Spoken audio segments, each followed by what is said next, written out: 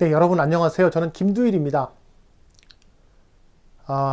어저께 11월 5일 날은 정경심 교수의 34차 공판이 있었는데 검찰은 징역 7년, 벌금 9억 원의 중형을 구형을 했습니다.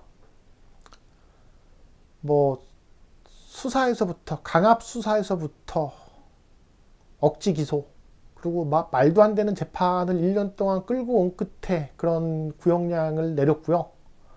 사실은 방금 전에 김경수 지사의 2심 판결에서 2년의 실형을 업무방해에 대한 일부 유죄가 인정되어서 2심 실형을 2년간의 징역 실형을 받은 것을 보고 굉장히 걱정되기 시작했습니다. 와, 이게 참 대한민국의 이 검찰과 사법부를 이렇게 신뢰할 수 없다니. 반헌법적이고 반법치주의적인 환경에 우리는 이렇게 노출이 되어 있구나. 굉장히 대한민국의 시민들이 고도화된 민주주의를 현재 경험하고 있다고 생각을 했는데, 결국은 그 민주주의가 유지가 되는데 가장 핵심적이라고 할 수 있는 법치주의가 여전히 우리에게는 머나먼 길이다 라는 것을 확인을 한 것 같습니다. 그래서 굉장히 좀 지금 기분이 침울한데요. 자, 검찰 얘기를 좀 먼저 해보죠. 검찰은 왜 그런 말도 안 되는 수사에서부터 기소에서부터 그런 구형까지 내릴 수 있었던 것일까요? 저는 그들이 가지고 있는 대단한 특권의식 때문이라고 생각을 합니다. 검찰이 가지고 있는 특권의식, 그 특권의식이란 자신들은 법 위에 군림한다라는 그런 특권의식인 것 같아요.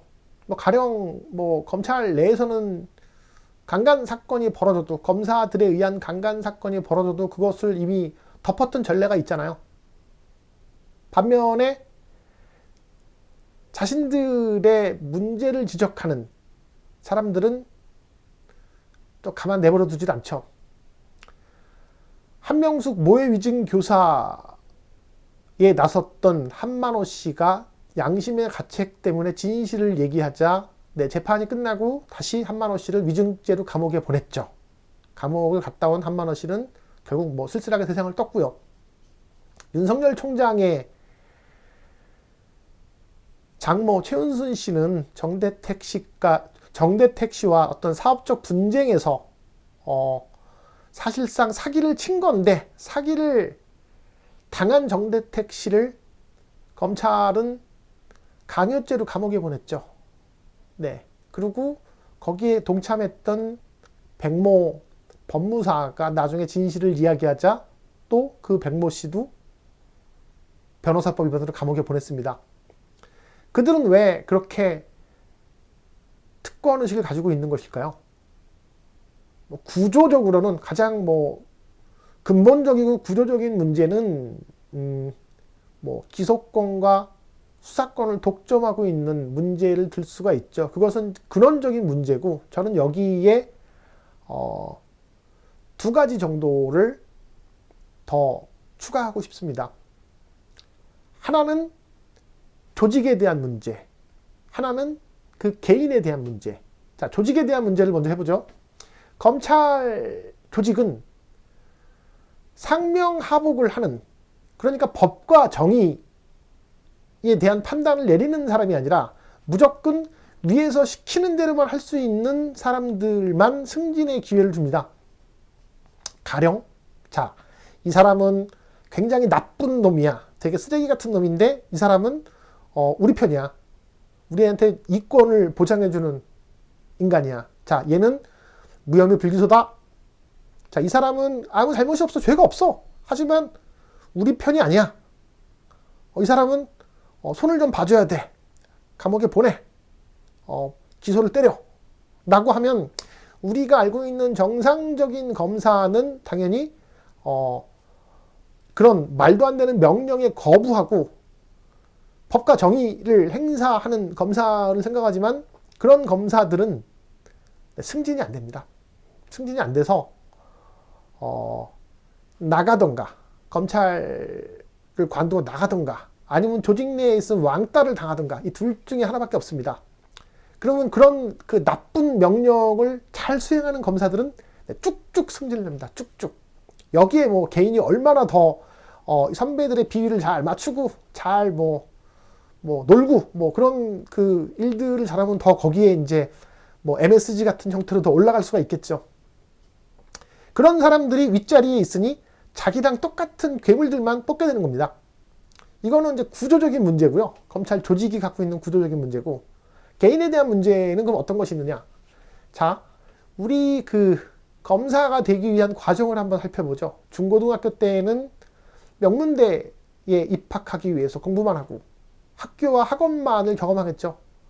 대학생이 된 이후로는 고시에 패스하기 위해서 내내, 혹은 뭐 요즘의 경우는 로스쿨에서 좋은 점수를 받기 위해서 오직 공부만 합니다. 세상이 어떻게 돌아가는지 몰라요. 골방 속에 갇혀서 법전만 달달 외우고 있으니 우리 사회가 어떤 형태로 돌아가고 있는지, 소외된 사람들의 삶을 모르고 어떻게 법이 실생활과 이상과 현실이 다른지에 대한 파악이 전혀 없습니다. 그런 가운데 달달 외우고 그렇게 원했던 뭐 고시를 패스하든가 로스쿨에 들어가서 검사가 되는 겁니다. 연수원을 나와서. 네, 그런 사람이, 그런 개인적인 과정을 거친 사람이 이런 조직에 나쁜 짓도 할 수 있는 조직에 수능을 할래? 아니면 말을 안 들을래? 선택지는 괴물들을 키울 수밖에 없는 집단이 되어버리는 거죠. 그 결과 표창장 같은 그런 뭐 말도 안 되는 일에, 그것도 증거도 다 틀리는, 증거도 다 말이 안 되는 그런 내용으로 기소를 하고 1년 동안 재판을 끌어오고 그렇게 징역 7년 벌금 9억 원의 말도 안 되는 구형을 때린 겁니다. 참고로 이 진정한 악의 축이라고 할 수 있는, 이 대한민국 이 현대사의 악의 축에 해당하면 꼭 몇 손가락 안에 들어갈 수 있는 김기춘 전 청와대 비서실장이요, 그 정경련에게 특정 보수단체에 대해서 지원을 해라 라고 하는 이른바 화이트리스트 사건에 대해서 검찰이 구형한, 그것도 억지로 등 떠밀려서 수사한 사건인데, 그 사건에 대해서 검찰이 구형한 게 불과 징역 4년입니다.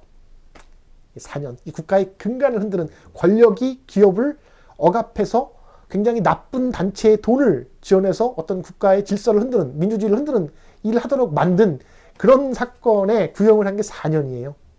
그런데 이 표창장이라고 하는 실체도 없는, 그리고 증거도 뭐 사실상 없는 것에 7년을 때린 겁니다. 이게 대한민국 검찰입니다. 그들이 이런 괴물이 될 수 있었던 것은 지난 70년 동안 그렇게 지내왔기 때문에, 반드시 저는 검찰 개혁이 이루어져야 한다고 생각을 해요. 이게 이렇게 가서는 정말 우리가 지금 힘들게 유지하고 있는 고도로 민주화된 사회가 얼마든지 다시 그들에 의해서 후퇴할 수 있다는 위기의식이 굉장히 강하게 들고 있습니다. 문제는 이런 검찰의 망나니 같은 칼춤에 사법부가 동조를 해서는 안 되는데, 오늘 김경수 지사의 2심 판결을 보면 또 그 또한 굉장히 멀기만 하다. 이 양승태 대법원장, 흔히 말하는 사법 거래를 대놓고 했던 양승태 대법원장의 이 키운 후배들, 그의 영향을 받아서 성장한 흔히 말하는 양승태 키즈가 여전히 현재 사법부 곳곳에 적폐로 자리 잡고 있구나 라는 부분들이 굉장히 불안하고 굉장히 유감스럽습니다. 상권분립을 진짜 위태롭게 만들고 있는 거잖아요, 이 사법부가. 참 모든 면에서 굉장히 안타깝고 우울하네요.